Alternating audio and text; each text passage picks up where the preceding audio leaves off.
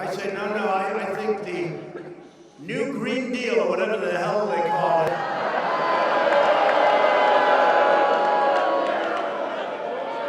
The Green New Deal, right? Green New Deal. I encourage it. I think it's really something that they should promote. They should work hard on. It's something our country needs. Desperately, they have to go out and get it. But I'll take the other side of that argument only because I'm mandated to. I'm mandated. But they should stay with that argument. Never change. No planes. No energy. When the wind stops blowing, that's the end of your electric. Let's Harold, is the wind blowing today? I'd like to watch television.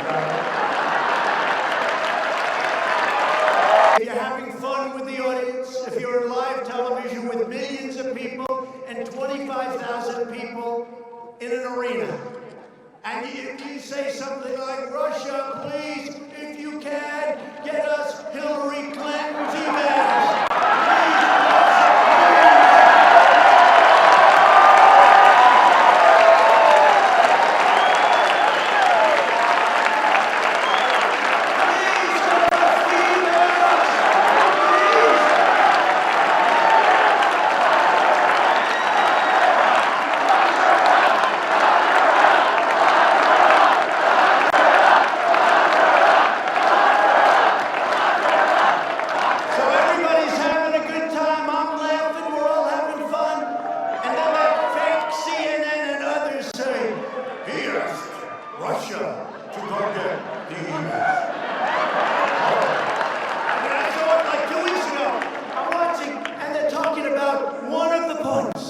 He asked Russia for the email.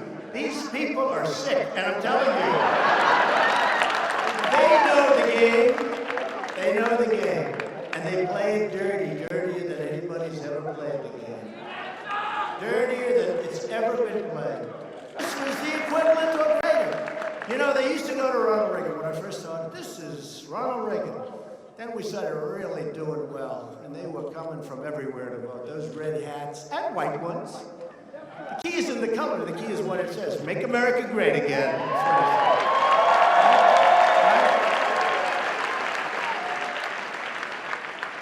But we had the greatest of all time. Now we have people that lost.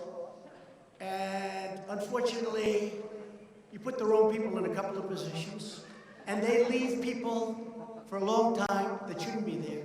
And all of a sudden, they're trying to take you out with bullshit, okay? I had a nasty business transaction with Robert Mueller a number of years ago. I said, why isn't that mentioned? He wanted the job as FBI director. I mean, these are things that are out there, they know it. Why isn't that, and I didn't give it to him, why isn't that mentioned? Jim Comey, lying James Comey, is his best friend. James Comey is his best friend. And those are a few of the conflicts. Other than that, it's wonderful.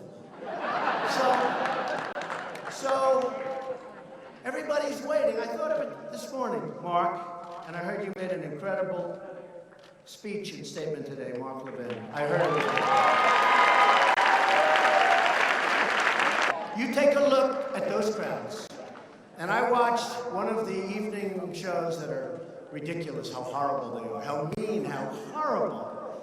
And I watched it by mistake. And they showed from the White House all the way down. They showed from the Cap. They showed there were people, nobody's ever seen it. The Capitol down to the Washington Monument. People, but I saw pictures that there were no people.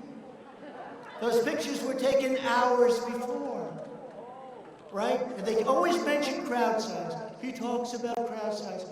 So I'm constantly bugging Mercedes whenever we have a slow moment. I say, Mercedes and Sarah, show them the pictures. Show them and compare them with what they put on television. Those pictures were taken hours before. And remember this also, not that Obama would ever do this, but we had fencing all the way down to the Washington Monument, and it was raining, and it was wet, and the grass was wet, and women and men, and I consider them totally equal, so I'm not going to say it's hard. In fact, it's probably, with the men I know, it's actually easier for the women to make the walk, right? They had to walk all the way down. They had to walk with high heels in many cases. They had to walk all the way down to the Washington Monument and then back. And I looked and I made a speech and I said before I got on, I said to the people that were sitting next to me, I've never seen anything like this. Look at that crowd. And it was wide. Wide. We had a crowd, I've never seen anything like it. And I have to live with crowd size. It's all a phony deal, folks. But I saw a picture just the other night of practically no people. It was taken hours before our great day. That was a great day for us. That was a great, great day. People came from all over. I got all these companies moving in. They need workers. We have to bring people into our country to work in these great plants that are opening up all over the place. This was not necessarily what I was saying during the campaign, because I never knew we would be as successful as we've been. Companies are roaring back into our country, and now we want people to come in. We need workers to come in, but they've got to come in legally, and they've got to come in through merit.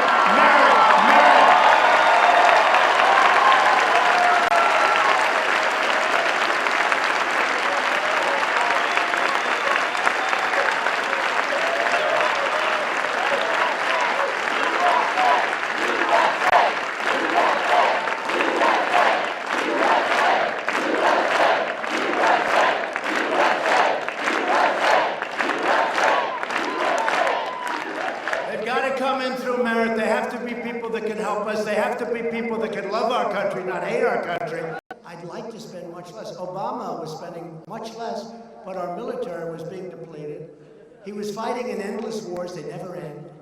And by the way, as of probably today or tomorrow, we will actually have 100% of the caliphate in Syria. 100%.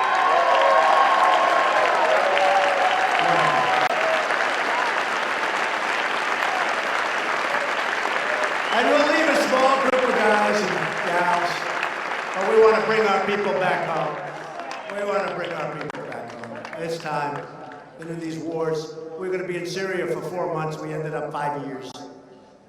Just fighting. They just like to fight.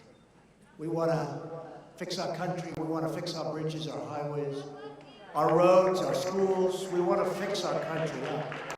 We reject oppressive speech codes, censorship, political correctness, and every other attempt by the hard left to stop people from challenging ridiculous and dangerous ideas.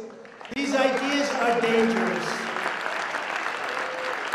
Instead, we believe in free speech, including online and including on campus. Today, I'm proud to announce that I will be very soon signing an executive order requiring colleges and universities to support free speech if they want